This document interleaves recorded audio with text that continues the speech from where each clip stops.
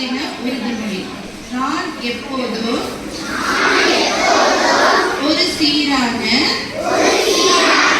மனநிலையில் இருக்க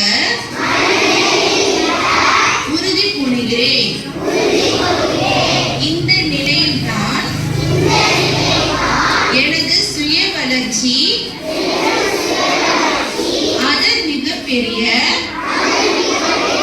சாத்தியத்தை அடைகிறது. அமைதி, சுகாதாரம், நல்லிணக்கம் ஆகியவற்றை மேம்படுத்துவதற்காக